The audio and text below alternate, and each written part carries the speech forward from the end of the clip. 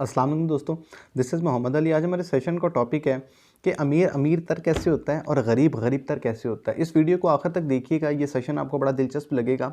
ये बड़ा interesting video है। ये जब कहानी मैंने पढ़ी मुझे बड़ी अच्छी लगी। इस बुक का नाम है रिच डैड पुअर डैड। इसके जो राइटर हैं वह है रॉबर्ट कियोसाकी।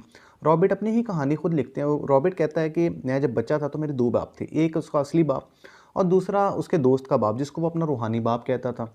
जो उसका असली बाप था वो पीएचडी स्कॉलर था और जो उसका रूहानी बाप था वो 8वीं पास था, लेकिन दोनों की सोच में ज़मीन आसमान का फ़र्क था। उसका जो अपना बाप था वो कहता था कि ज़्यादा पैसा कमाने के बारे में ना सोचो, क्योंकि ये ज़्यादा पैसा फसाद की जड़ होता है। जबकि उसका जो रूहानी बाप था वो कहता था कि ज़्यादा पैसा कमाने के बारे में सोचो, जब पैसा ज़्यादा होगा तो ये जो फसाद है वो होगा ही नहीं, तो जड़ तो दूर की बात है।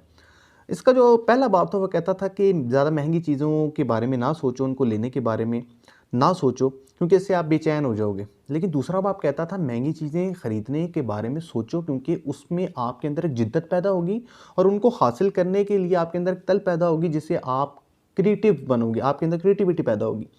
उसका जो पहला बाप था वो कहता था कि ज़्यादा पढ़ो ताकि तुम ज़्यादा अच्छे जॉब कर सको, मल्टीनेशनल कंपनी में जॉब कर सको, तुम्हें एक ओहदा या मकाम मिले।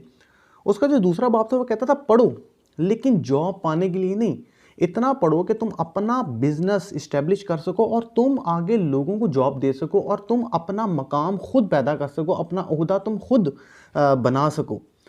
इन दोनों बापों की सोच में बड़ा फ़र्क था। रॉबर्ट इन दोनों की बातों को सुनता और उसने उन दोनों की बातों को सुनने के बाद दोनों बापों की प्रैक्टिकल लाइफ का जब जायज़ा लिया तो उसने अपने दूसरे बाप की बातों पर अमल किया। जबकि उसका जो दूसरा बाप था वो एक वक्त में तरक्की करता करता मियामी फ्लोरिडा के अंदर एक अमीर तरीन आदमियों में उसका शुमार होना शुरू हो गया। और जब रॉबर्ट ने उसकी बातों पर अमल किया तो वो भी करोड़पति हो गया। रॉबर्ट का कहना है कि उसके दूसरे बाप ने उसको फाइनेंशियल लिटरेसी के बारे में बताया। फाइनेंशियल लिटरेसी से मुराद है पैसे का शऊर, पैसे का हुनर। ये क्या होता है?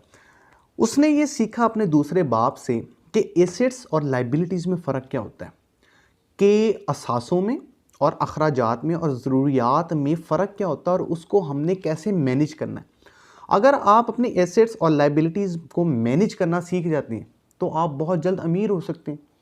अमीर आदमियों के अंदर एसेट्स और लाइबिलिटीज़ में फ़र्क वाज़े करना आता है उनको। वो आगे कहता है एसेट्स वो होते हैं, असासे वो होते हैं जिनसे आप पैसा बनाते हो, पैसा जनरेट करते हो, और लाइबिलिटीज़ वो चीज़ें होती हैं जिन पे आप पैसा खर्च करते हो। लाइबिलिटीज़ पे पैसा खर्च होता है और एसेट्स से पैसा जनरेट होता है। अगर आगे चले वो कहता है कि अमीर आदमी अपना पैसा एसेट्स बनाने में खर्च करते हैं, जनरेट करते हैं पैसे को, जबकि गरीब आदमी जो है वो अपना पैसा लाइबिलिटीज़ के ऊपर खर्च करता है। इसकी एक मिसाल प्रैक्टिकली ऐसे समझाना चाहूँगा कि एक ही इदारे में दो एम्प्लॉय काम करते हैं। एक का नाम है अब्दुल्ला और दूसरा का नाम है अबैदुल्ला। अब्दुल्ला जो है, दोनों की तनख्वाहें सेम है। अब्दुल्ला को जब तनख्वाह मिलती है तो अपनी तनख्वाह जो है वो अच्छी गाड़ी लेने में, अच्छे मोबाइल, अच्छा ब्रांड के सूट पहनने में और अपनी एक लाइफस्टाइल में खर्च करता है। जबकि अबैदुल्ला जो है वो अपने पैसे को, अपनी आमदनी को सिर्फ ज़रूरी अखराजात में खर्च करता है, नहायत ज़रूरी और बुनियादी अखराजात में खर्च करता है। और जो सेविंग होती है वो उनको कहीं ना कहीं इन्वेस्ट करता है, जैसे रियल इस्टेट में इन्वेस्ट करता है, एक्सचेंज में इन्वेस्ट करता है, गोल्ड में इन्वेस्ट करता है। 2 साल के बाद दोनों एक ही इदारे में काम करते हैं, जबकि 2 सालों के बाद अब्दुल्ला जो है वो अपनी आमदनी को कहता है जी बड़ी कम है, अपने आप को कोसता है कि देखो यार मैं तरक्की नहीं कर सका, मैं पीछे रह गया। लेकिन उसी तनख्वाह में गुजारा करने वाला अबैदुल्ला जो उसका दूसरा एम्प्लॉय है, वो उसी इदारे में काम करके 2 सालों के बाद करोड़पति हो जाता है। उसकी वजह क्या है, अमीर हो जाता है? उसकी वजह क्या है कि वो अपने प्रेजेंट को नहीं देखता, प्रेजेंट को सिर्फ वो बुनियादी ज़रूरियात पे खर्च करता है। वो अपनी बुनियादी ज़रूरियात पर ख़र्च करने के साथ साथ अपनी स्किल्स को भी साथ साथ पॉलिश करता है और कोई किताब पढ़ता है, कोई कोर्सेज़ करता है, ताकि उसकी स्किल्स जो हैं वो बढ़ती जाएँ और पॉलिश होती रहें। जबकि अब्दुल्ला जो है वो सिर्फ अपने ऊपर पैसा खर्च करता है और पैसे को साड़ा उड़ा देता है। यहाँ पे वासिफ़ अली वासिफ़ रहमतुल्लाह का बड़ा एक प्यारा कॉल है जिसका मफ़हूम है कि नाअहल को अगर इख्तियार दे दिया जाए तो वो उसका उस तरह यूटिलाइज़ उसको नहीं कर पाता, उसको ख़राब कर देता है, उसको तबाह कर देता है, उसको कहीं न कहीं उसको उस तरह इस्तेमाल नहीं कर पाता, उससे फ़ायदा नहीं उठा पाता, क्योंकि असल में बुनियादी तौर पे वो खुद नाअहल होता है। अब गरीब में, मिडिल क्लास में और अमीर में फ़र्क क्या होता है? जो गरीब होता है ना, उसको जब आमदनी आती है ना, तो वो आते साथ ही उसी अखराजात में निकल जाती है, क्योंकि उसकी आमदनी से ज़्यादा उसके अखराजात होते हैं। अच्छा, मिडिल क्लास में क्या फ़र्क है?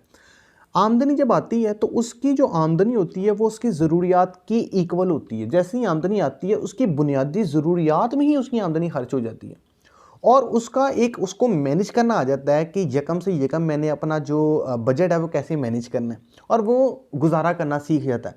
तो इसलिए गरीब में और मिडिल क्लास में, पुअर में और मिडिल क्लास में ज़्यादा फ़र्क नहीं होता। उसकी आमदनी आती है और वो बुनियादी ज़रूरियात पूरी नहीं कर पाता गरीब, और मिडिल क्लास जो है जब आमदनी आती है तो उसकी बुनियादी ज़रूरियात में वो इक्वल ही काम हो जाता है और वो गुजारा कर लेता है और फिर आहिस्ता आहिस्ता उसको आदत हो जाती है यकम से यकम की, वो मैनेज करना सीख जाता है, वो अपनी तनख्वाह को महीने तक चलाना सीख जाता है। जबकि अमीर क्या करता है, अमीर जब उसको आमदनी आती है तो उसको लाइबिलिटीज़ में खर्च करने से पहले एक क्वाड्रेंट में खर्च करता है, उसको कहते हैं एसेट। वो ऐसी जगह इन्वेस्ट करता है या कहीं पैसा लगाता है जिससे वो पैसा जनरेट करता है और फिर वो अपनी लाइबिलिटीज़ अपनी बुनियादी ज़रूरियात में और ज़रूरियात में खर्च करता है। ये जो एसेट का बुनियादी फ़र्क है ये पुअर में और मिडिल क्लास में नहीं होता। जबकि अमीर जो है वो आमदन को एसेट में लगाता है, वहाँ से पैसा जनरेट करता है और फिर जो है वो अपनी लाइबिलिटीज़ के ऊपर खर्च करता है।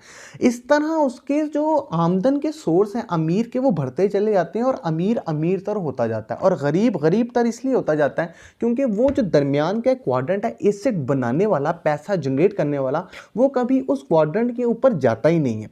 अब एक फ़िलॉसफी है कि आपकी आमदनी कितनी है, ये फ़र्क नहीं पड़ता कि आपकी आमदनी कितनी है, इससे फ़र्क पड़ता है कि आप अपनी आमदनी को कहाँ और कितना इस्तेमाल करते हैं। अगर आपको ये दो सवालों के जवाब मिल जाएं कि आप अपनी आमदनी को कहाँ और कितना इस्तेमाल करते हैं और क्यों इस्तेमाल करते हैं, तो आपको इस सवाल का जवाब कहीं ना कहीं मिल जाएगा कि अमीर आदमी अमीर तर कैसे होता है, क्योंकि उसने इस सवाल का जवाब मालूम कर लिया होता है। अब आप इस सवाल का जवाब कैसे मालूम कर सकते हैं?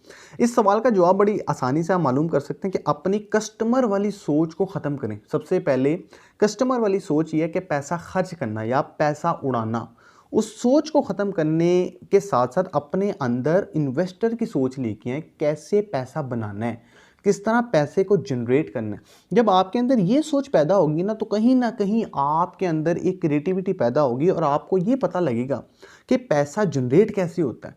और उसके साथ साथ अपने मुआशी मसाइल का रोना रोना बंद कर दें, अपने मुआशी मसाइल को किसी तरह मैनेज करना सीखें। और उसके साथ अगर आगे चलें तो अपनी आमदन और ज़रूरियात को मैनेज करें। अच्छा, कुछ लोग ये मिथ है, ये कहते हैं कि हमारी आमदन जब ज़्यादा होगी तो हम खुशहाल होंगे और हमारी ज़रूरियात पूरी होंगी। ये एक मिथ है कि जब आपकी आमदन ज़्यादा होती है तो उसके साथ साथ आपके अखराजात भी ज़्यादा होती हैं। ये हमारी भूल होती है कि जब हमारी आमदन ज़्यादा हो जाएगी तो हम खुशहाल हो जाएंगे और हमारी ज़रूरियात कम होगी, उस तरह आपकी ज़रूरियात भी ज़्यादा हो जाएंगी। तो ये एक मिथ है, इसको ख़त्म करना बड़ा ज़रूरी है। तो आपने इस पूरे सेशन का जायज़ा लेना है, इस पूरी वीडियो का जायज़ा लेना है और आपने ये सोचना है कि आप अब्दुल्ला जैसी ज़िंदगी गुजारना चाहते हैं या अबैदुल्ला जैसी ज़िंदगी गुजारना चाहते हैं। आपने इस पूरी वीडियो का जायज़ा लेना है और आपने ये बताना है कमेंट में कि आपको इस वीडियो के अंदर ये कॉन्सेप्ट, ये आइडिया कैसे लगा। अगर आपको ये अच्छा लगा तो उसको आगे शेयर कीजिएगा और इसी के साथ अपना बहुत ख्याल रखिएगा। अल्लाह हाफ़िज़। वमा अलैना इल्लल बलाग।